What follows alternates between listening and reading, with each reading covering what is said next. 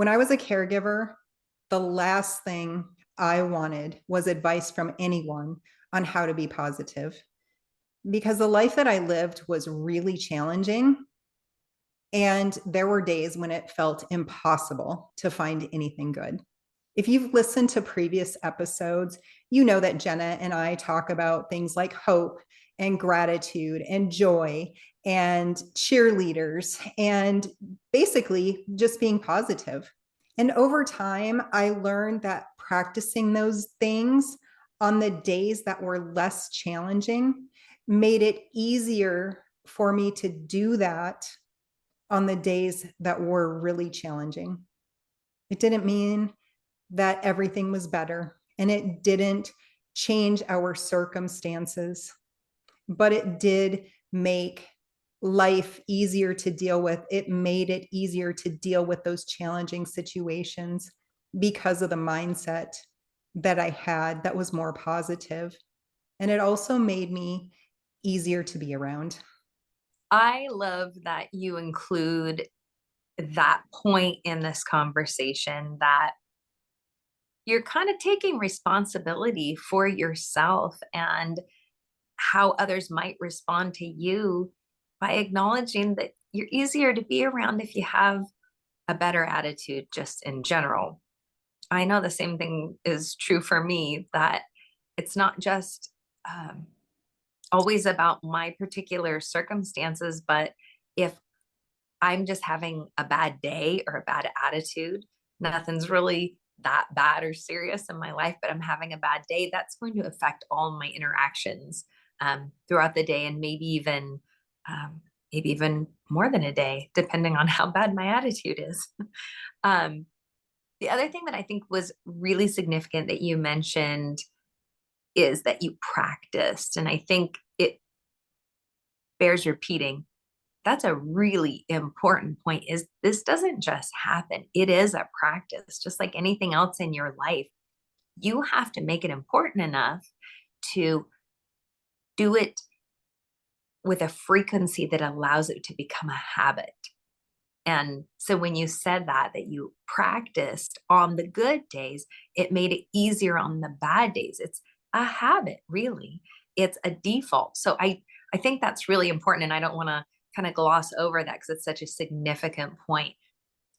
This is a practice that hopefully becomes a habit. Yep. And I can say that that's exactly what it was for me because there was a period of time when I wasn't practicing that. There were so many things going wrong. Life was out of control. We were just getting bad news after bad news after bad news. And Lance and I were both angry and bitter, and nobody wanted to be around us. And who could blame them? I don't want to be around people who are like that, regardless of what is causing that. There's no reason to take it out on everyone around you because everyone around you is not responsible for your circumstances. I think we had maybe it was a previous episode we talked about, kind of being a porcupine. And I've definitely had those moments and times in my life where I was prickly and it was hard for people to get near me, even the people that wanted to help, wanted to be supportive. I think I was maybe in a place that wasn't so good, whether it was by choice or by circumstance, but I didn't allow people to get near me because I was prickly.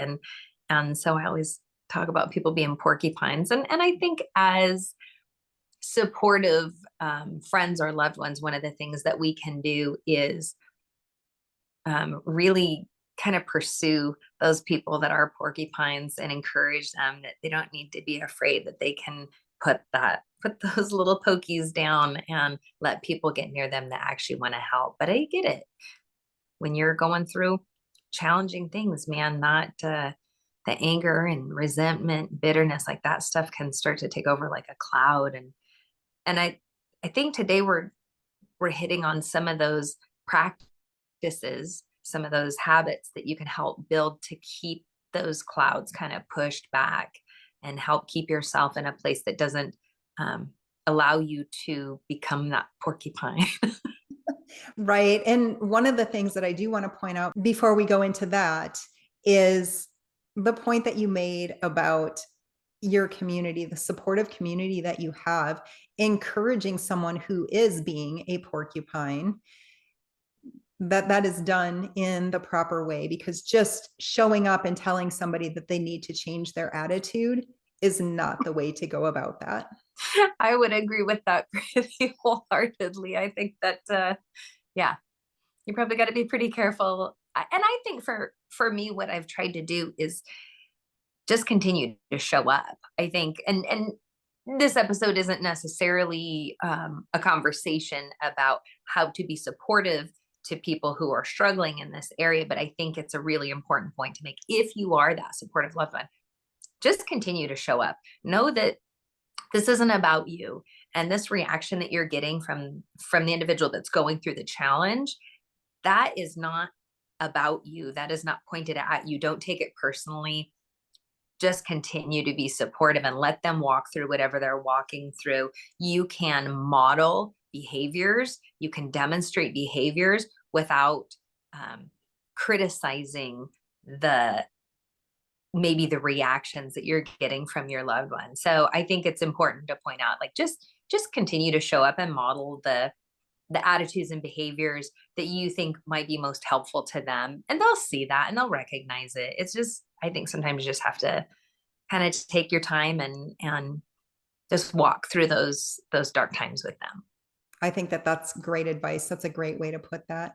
And, you know, by the time that you and I met, I think that I was already at a point where I had learned how to do this. My mindset was pretty good at that point. I was still struggling a lot, but Lance and I were living with gratitude and hope and joy.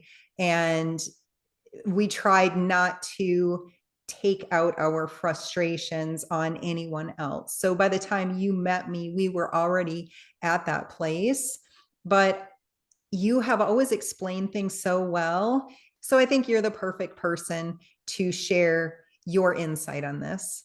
Well, I certainly don't get this right all the time, but I have devoted a great deal of time and energy into cultivating a positive mindset. And also, I I just am naturally a positive person. I have always been a probably overly optimistic individual. I've probably been even toxically positive at times. So that's been kind of my lesson in life, is to learn how to kind of tone that back and not be like legitimately offensive to people that are going through challenging things, because I would tend to go in and be like, oh my gosh, there's so many good things to be thankful for. Just see it on the bright side. And realizing over the course of my life that that's not exactly helpful to people that are really in hard places. So learning how to kind of tone that back. But I think what I have done is cultivate a mindset to say, how can I take a tough situation for me personally and turn it into something positive? And there were a few things kind of that I came up with when we were talking about developing mindset. And one of them was switching just the language in your own head. So one of the things, and this is useful in a caregiving situation, this is useful in parenting, this is useful in a marriage, a friendship, any kind of relationship you'll have, switching the verbiage from I have to I get to. So seeing the positives, the good in your life. And so using your example of your life with Lance, you would switch, oh, I have to help him get dressed today. Something that you probably did every day for a long time. Oh my gosh. I can just interject here that I felt so grateful that I got to have that time with him. I am so grateful for that. And that was my mindset. It's imperative, I think, when we're going through challenges. And mine was developed from taking care of kids. Like, why do I have to change this dirty diaper? To, oh my gosh, I get this little perfect human that I get to take care of That's what a blessing for me. And that sounds so overly simplistic, but it really did change my perspective. So I didn't grow resentful, I didn't grow bitter, and I was able to keep any of that from splashing out onto my kids or the people around me. And that's what you found is with Lance, you were able to keep that from like overflowing onto him, even if you felt it. Well, in the beginning, when I had to quit my job, because I was 37 when I quit my job to stay at home and take care of him. And that resentment did start building because there were a lot of negative things happening at that time. And so developing that positive mindset and being able to look at it as um, we still were dealing with the losses. I still grieved all those losses, all the years that he was sick. But being able to look at the situation and think about how fortunate I was to still have him in my life, to be able to spend this time with him made all the difference. And I think kind of building onto that, I remember this shift in my mindset when I would deal with tough things. Because there were seasons in my life where I was going through really challenging things, and that other people around me, well-meaning people, would pile on top of that.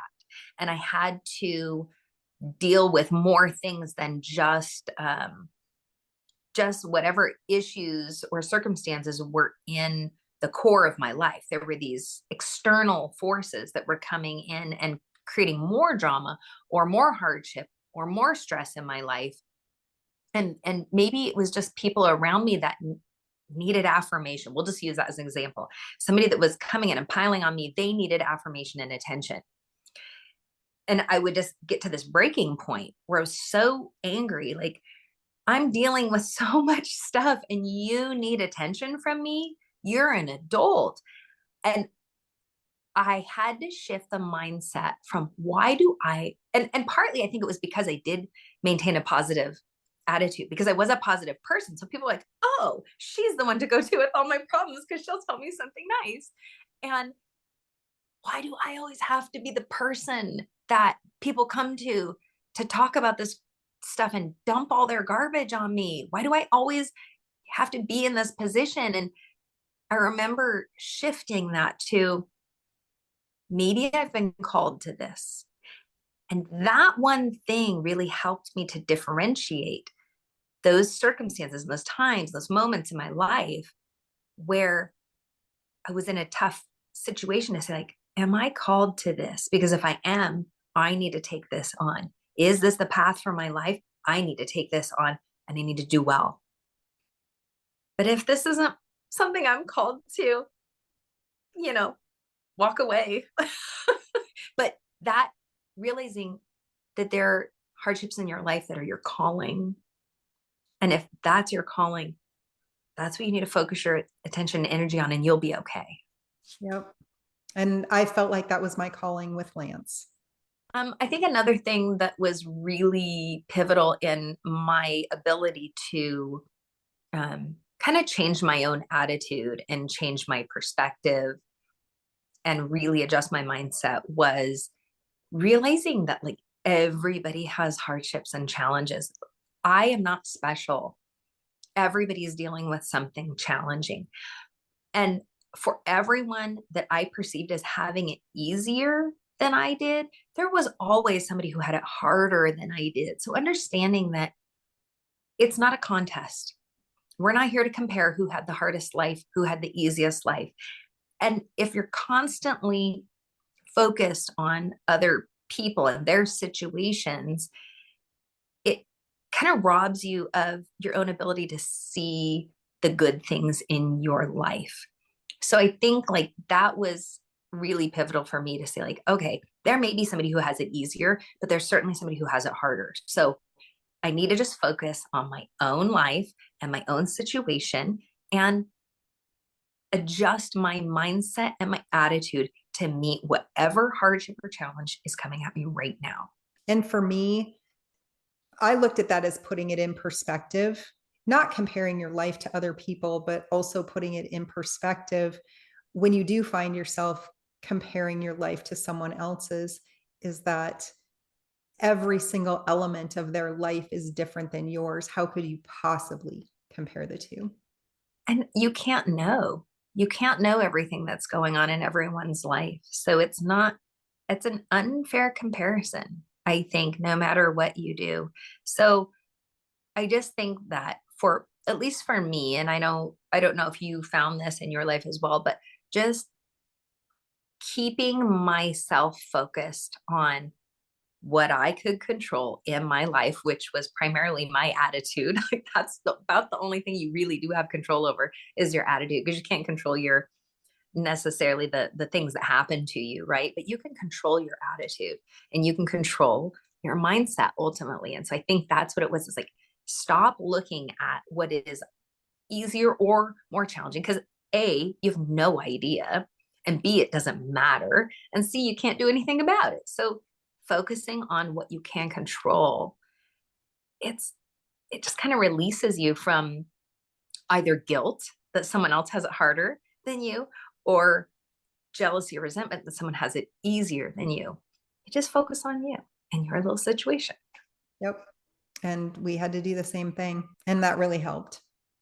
One last thing that I kind of thought of as we were going over the idea of mindset is just, it kind of ties into that focusing on what you can control, is avoid looking to others for validation, for affirmation, for advice, for answers, to the extent that you rob yourself of the opportunity to know how strong you are.